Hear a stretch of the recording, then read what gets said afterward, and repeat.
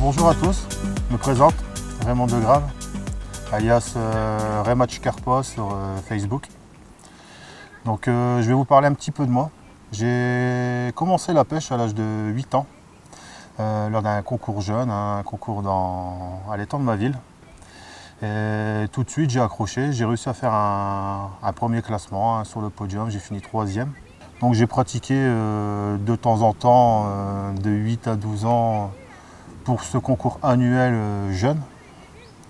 Et à partir de 12 ans, j'ai commencé à accrocher énormément et je me suis mis dans la compétition. Donc ensuite, j'ai voulu pratiquer des pêches un peu plus de gros poissons. Donc à l'époque, sortir une carpe à la canne au cou, c'était encore exceptionnel. Les carpodromes n'existaient pas encore, il y avait quand même quelques pêches de carpe à l'époque, je pense au final des Open Déclic, à Fishabile, tout ça, où on sortait un petit peu de carpe. Donc moi je me suis mis à la batterie, mais toujours cet esprit de compétition, donc j'ai fait aussi pas mal d'enduro. Après j'ai commencé à dériver, un peu comme tout le monde, sur la pêche des carpodromes. Donc toujours pareil, hein, l'esprit de compétition est tout le temps là, toujours l'envie de se surpasser, repousser nos limites. Donc pas mal de concours en carpodrome. Ensuite, à force de faire des poissons, on cherche toujours forcément à faire un peu plus gros. Je me suis spécialisé dans la recherche des beaux poissons et des grosses carpes au départ. Donc j'ai pratiqué un petit peu partout, hein, en lac, en gravière, en canal. Donc pour parler un petit peu du canal, j'ai commencé par les canaux à petit gabarit, ceux qui se retrouvent par chez moi, donc entre guillemets les plus simples à pêcher, où c'est plus facile de trouver du poisson, pour ensuite partir sur les grands gabarits. Là c'est vraiment, c'est vraiment une autre approche, une autre façon de faire, et la navigation, le flux, c'est totalement différent. Toujours eu plus ou moins de résultats, toujours, je suis quelqu'un qui est très fort sur les remises en question, toujours envie de me surpasser. C'est pourquoi je suis toujours à la recherche de nouveaux spots et de nouveaux terrains de jeu afin de pratiquer ma passion. Pour parler un petit peu des gros poissons que j'ai déjà attrapés, donc en termes de carpe, miroir, je suis monté à quasiment 25 kg à la canne au cou, commune 23. Au niveau des silures, 45 kg. Et esturgeon, je suis monté en transmontanus à 97 kg et en beluga à 60. Aujourd'hui, le but de cette vidéo, je suis rentré dans l'équipe Amatch, donc le staff pro Amatch. Donc petite présentation de moi et notamment de la pêche du silure au cou. Et aussi, on va parler un petit peu matériel. Donc on va présenter un petit peu tout ce qui est canne, montage, approche, technique, et pourquoi pas prendre un ou deux poissons en live à la caméra. Donc c'est un petit peu le but.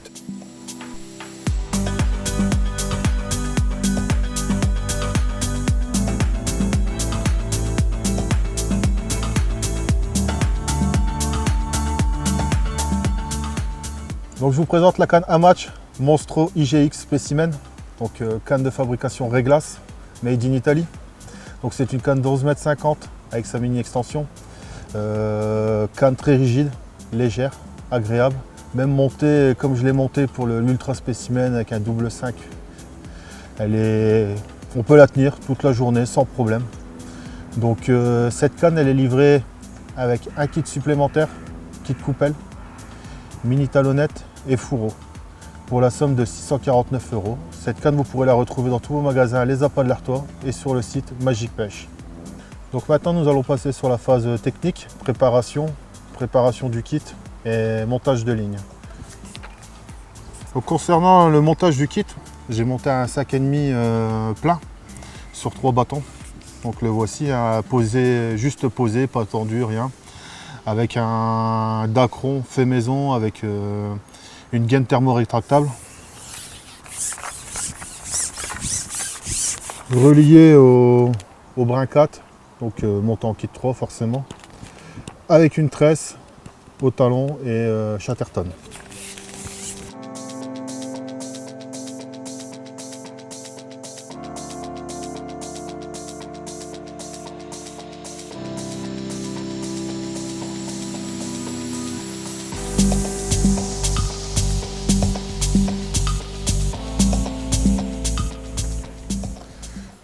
Bon, donc voilà, on se retrouve sur mon coup principal, une pêche à la station. Donc grosse problématique, déjà une présence d'herbier qui n'était pas là dernièrement.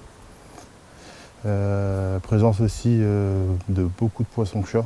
Donc j'étais parti sur une pêche au ver de terre. Et touche sur touche, mais que des poissons-chat, et je me retrouve à chaque fois dépouillé de mes appâts. Donc là je tente une approche à la patte pour tenter d'éviter les poissons-chats et essayer de prendre ce silure qu'on recherche. Donc pour l'instant pas trop d'activité. Sur le large, pas beaucoup, un petit peu sur le lever du soleil. Là c'est un petit peu le calme plat. On va tenter aussi une partie à rôder. Donc on a déjà amorcé quelques coups ce matin en espérant faire rentrer quelques poissons et pourquoi pas toucher un silure. Donc là on est à peu près à une bonne heure de pêche. Pour l'instant pas trop d'activité de silure. Mais bon, on lâche rien, on y croit et je pense que sur la journée on aura quelques touches et il faudra être là au bon endroit au bon moment. Donc là on peut voir un petit peu d'activité au niveau du flotteur. Donc je pense essentiellement du poisson blanc, carassin, brème, qui tourne autour du cou. Donc pour l'instant quelques pocs, mais donc ça coule pas, hein, mais bon c'est pas le poisson recherché. Mais bon, un petit peu d'activité. On continue à patienter hein, en espérant que le flotteur finit par s'enfoncer et qu'on pique ce poisson. Bon, ensuite ce qu'il faut savoir c'est que on a quoi, 1 mètre de marge hein, au niveau de l'élastique. On risque de décrocher quelques poissons, hein, c'est le jeu en pêchant comme ça au bord des herbiers, mais bon, on n'a pas trop le choix au vu de la présence d'herbiers sur 75% de l'étang. Trouver des zones propres et qui nous permettent de combattre le poisson en tranquillité, là c'est quasiment impossible. J'ai une petite zone qui me servira au cas où, mais on le verra tout à l'heure, hein. Donc il y a un peu de poisson à 25-30 mètres, mais il n'y a que 60 cm de fond sous la canne. Donc j'essaierai une tentative tout à l'heure de repêcher sous la canne. Parce que ce matin j'ai vu un peu de fouilles et de taches de vase, mais c'était essentiellement des carpes. Donc je retenterai une approche sous la canne et je tenterai aussi une pêche à la franglaise. Ça peut être un peu folklore de pêcher du silure à la franglaise, mais le but c'est quand même de prendre du poisson et d'aller les chercher où ils sont. Et voilà quoi, je vais rien lâcher, je vais mettre toutes les cartes de mon côté pour tenter de prendre un poisson. Sinon concernant mes premières impressions au niveau de la canne, donc une canne qui est très agréable en main, très rigide. Je suis même assez impressionné par sa légèreté et sa rigidité. Aux premiers abords, j'ai émis une petite crainte. Mais après le premier combat que j'ai eu hier, je vois qu'elle a quand même, beaucoup de capacité et elle sera capable de sortir du très très gros poisson.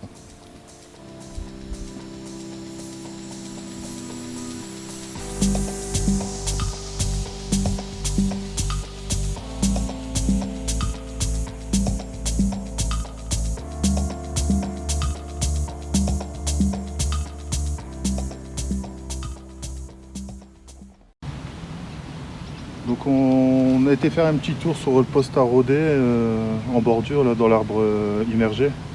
On avait un petit peu d'activité, pas mal de bouillon, quelques remous. Bon, on va poser dedans quelques vers de terre et on va voir s'il veut bien le prendre.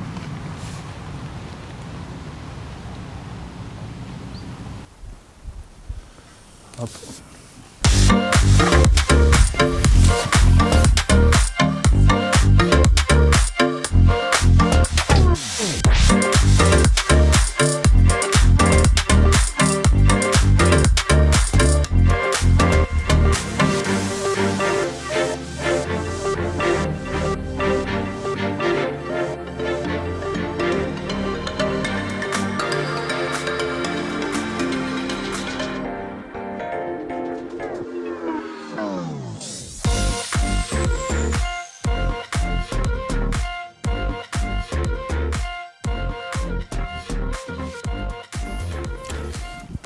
Bon bah voilà, troisième poisson avec la Monstro.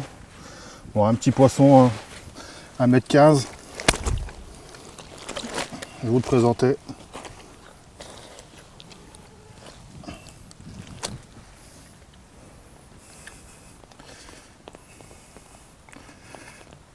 Voilà, avec la Monstro IGX Specimen.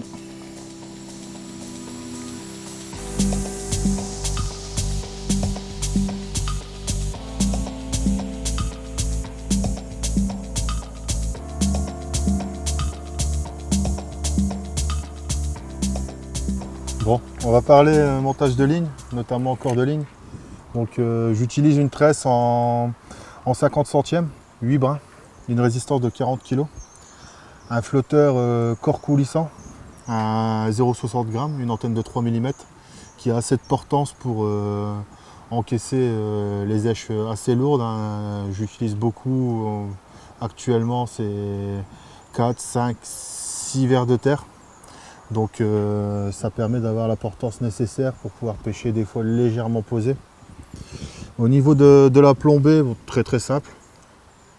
2 stop flottes et entre deux une olivette. Donc très simple mais efficace.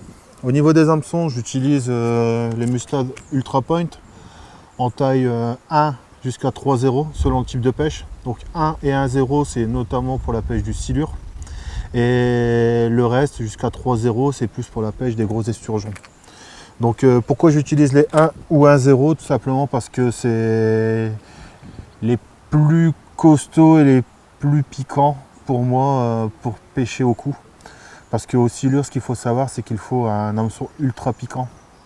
Et il faut que ça rentre tout de suite dans ses lèvres, parce que sinon c'est décroche assuré.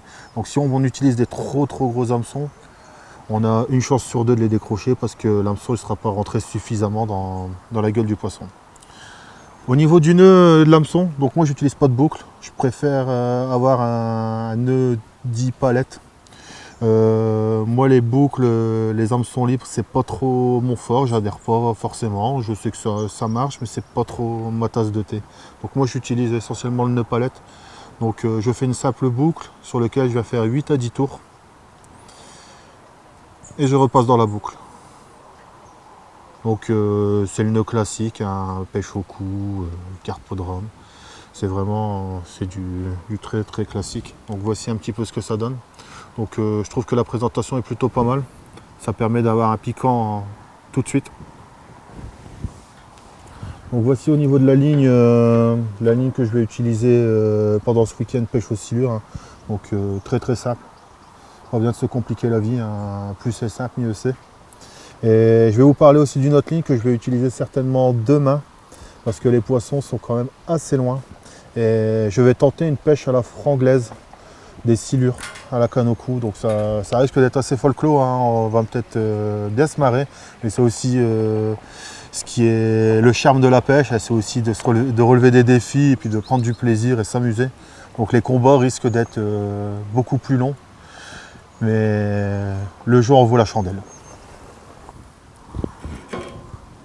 Donc maintenant je vais vous parler d'une seconde ligne que je vais utiliser demain.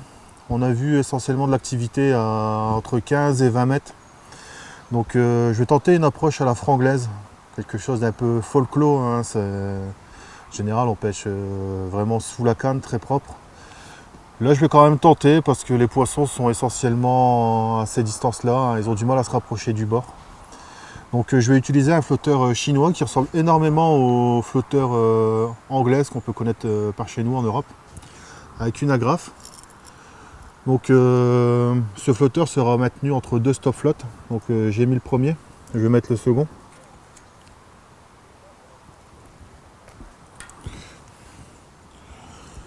Concernant la plombée, je vais utiliser alors un petit tube en acier sur lequel j'équilibre avec de la bandelette de plomb.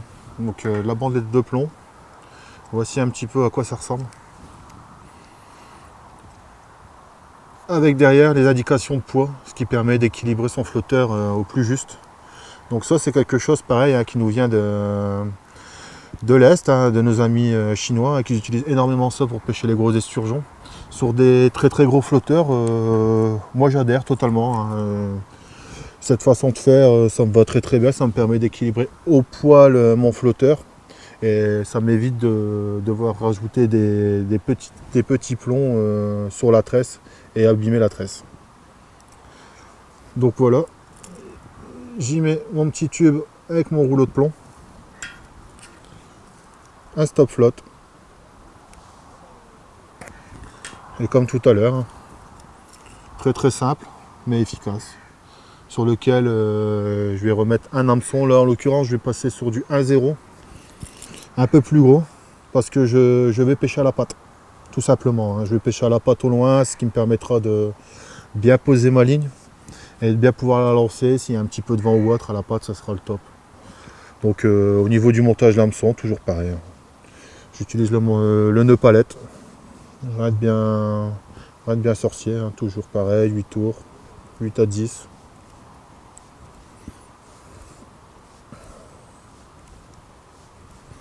Hop, on repasse dans la petite boucle, on serre le tout. Bon là c'est pas du nylon, il n'y a pas besoin d'humidifier, hein.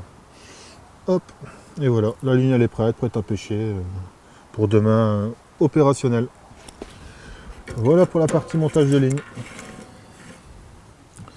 Donc pour parler un petit peu de l'amorçage et des èches, donc au niveau amorçage, j'amorce du pellet pressé, 8 mm, donc du halibut, dans lequel je viens napper un petit peu de Demon One. Donc je mets un bouchon pour 500 g de pellet à peu près, hein, que je vais mettre par-dessus. Donc je le laisse napper 1h30, 2h avant. Donc là j'ai à peu près 800 g, je vais mettre un bouchon et demi, 2 bouchons après, il n'y a pas besoin d'en mettre de trop. Par contre bien le remuer.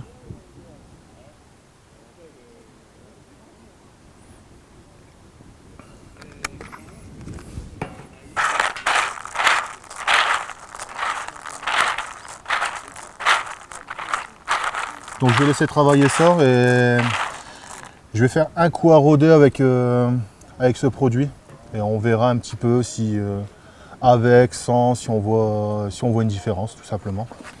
Au niveau des èches, ben, toujours un raid bien sorcier, simplicité, facilité, c'est ce qui marche le mieux. Donc de la pâte, donc pâte de pellet pressé. Donc au niveau du dosage, moi ce que je fais c'est que je mets 3 doses de pâte pour 2 doses d'eau. Donc quand je dis dose, c'est un volume à part égale. Donc un volume ça peut être, bah là c'est une coupelle, ça peut être un verre, un demi-litre. Il faut toujours mettre, moi je mets 3 pour 2 d'eau. Donc pour la pâte. Et ensuite, hein, quelque chose qui marche super bien pour le silure, hein, le ver de terre, le dendros. C'est vraiment un appât incontournable, hein. Si le silure est là, le dendros, bah, la touche, ça se fait pas attendre, hein. C'est du tac au tac, il y a quasiment un petit pompage au-dessus de lui, ça part.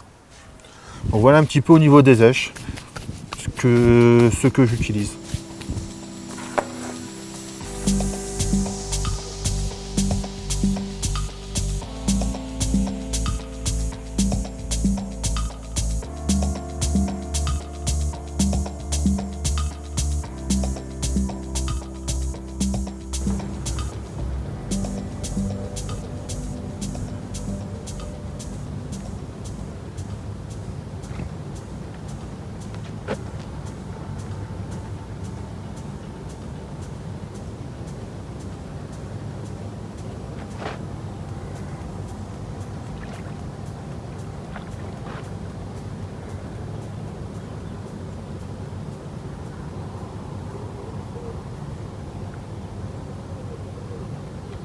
Bon, deuxième jour de pêche au matin, 15-20 minutes de pêche, 3 touches, premier poisson piqué, en espérant que ça continue.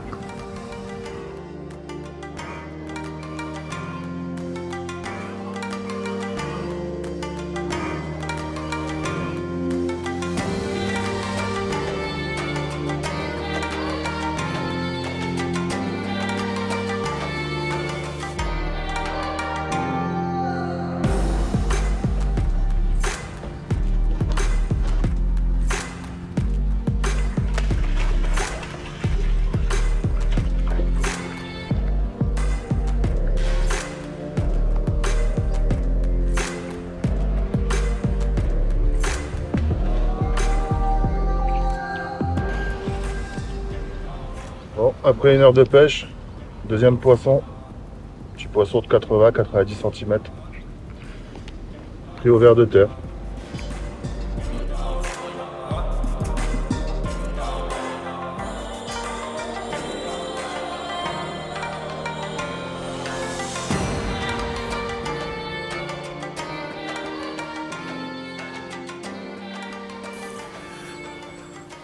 Bon, nous sommes à peu près à 2h30, 3h de pêche depuis le lever du jour. J'ai piqué 2 petits poissons là sous le poste à la station. Ça commence à être le calme plat. Beaucoup de poissons chats rendant la pêche au ver assez compliquée. On est parti faire un petit tour sur le poste de bordure où il y avait le bosquet, pas mal d'activités. Et entre le bosquet et l'îlot, on voit pas mal de fouilles et de taches de vase de poissons. Donc on va déplacer le campement, on va aller là-bas, pêcher à la franglaise et aussi le poste dans les arbres à la grande canne. Donc on va remballer tout le campement, tout le matos et on va changer de place et en espérant retoucher quelques poissons sur la journée. Mais là, l'étang il est quasiment sur off. Donc peut-être que dans ce renfoncement, dans cette anse, on pourra toucher 1 ou 2 poissons. Donc on va remballer tout le matos et on part là-bas. A tout de suite.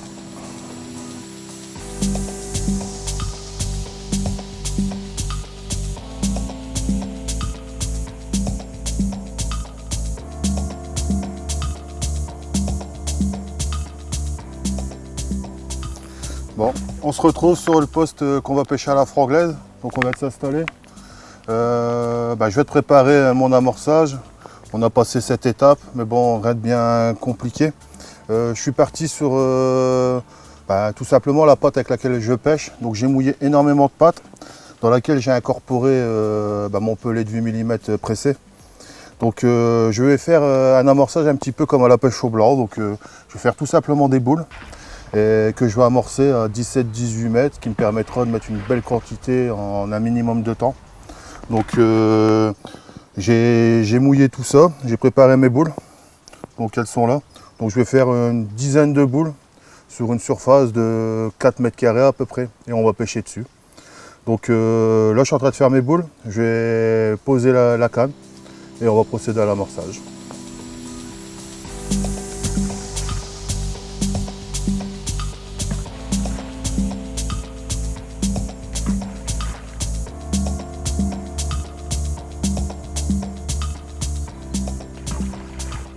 Bon, on se retrouve après une bonne douche.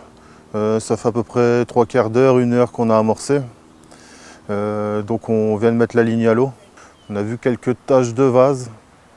Pas sûr que ce soit des silures, certainement des carpes, mais bon, on pose la ligne quand même, on verra bien.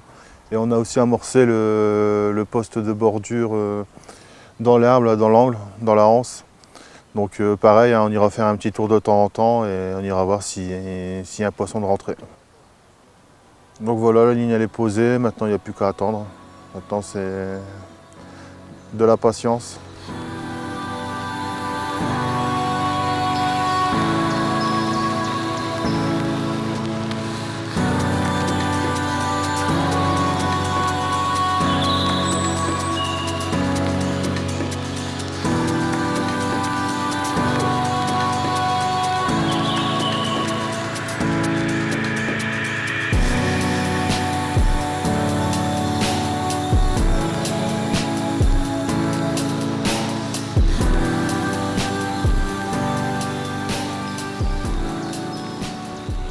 Bon ben voilà, dernière heure de pêche. En ayant fait 2-3 fois le tour du plan d'eau, rôdé pas mal de fois. Sur la journée, capot, hein, pas mal de touches de blanc. On a vu 1 ou 2 silures, mais vraiment qui passaient. Hein. C'est inactif total, pas de remous, rien du tout sur le marais, hein, c'est assez plat. On va tenter sur ce poste qui est souvent rentable. Sur le coup du soir, là, la dernière heure de pêche, essayer de faire un poisson. On en a fait 2 ce matin à l'aube. On va essayer d'en faire un 3e pour terminer la session. pourquoi pas faire un beau poisson. Donc là je vais poser, on va pêcher une petite heure. Et puis après on remballera le matériel et puis on repartira dans le nord. Allez, c'est parti.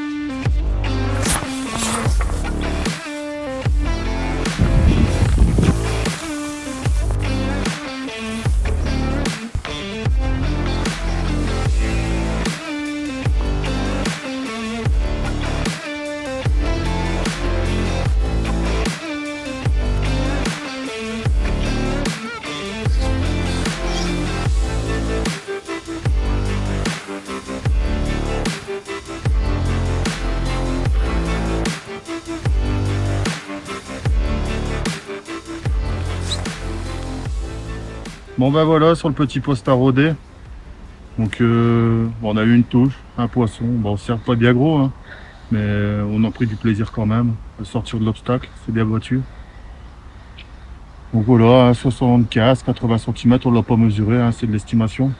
Mais bon, poisson, on est content.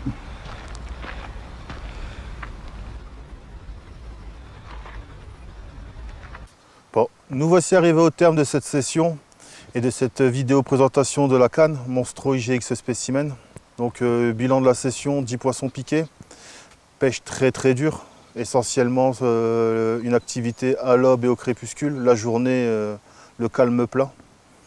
On s'en sort plutôt pas mal par rapport aux pêcheurs présents. Sur le week-end, on a vu un silure sorti. Le secret de la réussite, ça a été de multiplier les coups, d'aller et venir un peu partout sur l'étang à tourner. L'appât qui a été maître sur la session, c'est le ver de terre. Hein. J'ai fait tous mes poissons au ver de terre. Donc à la pâte, j'ai eu des touches, hein, mais pas de poisson. Pour revenir sur la canne, donc canne ultra rigide, très costaud, on l'a vu sur la session. Donc plutôt satisfait de la canne. Je vous invite à partager la vidéo, à mettre un pouce si ça vous a plu. Et pourquoi pas un commentaire. Et pour toute question sur la canne et le matériel à match, n'hésitez pas, envoyez-moi un MP, je serai là pour vous répondre. Voilà, à bientôt.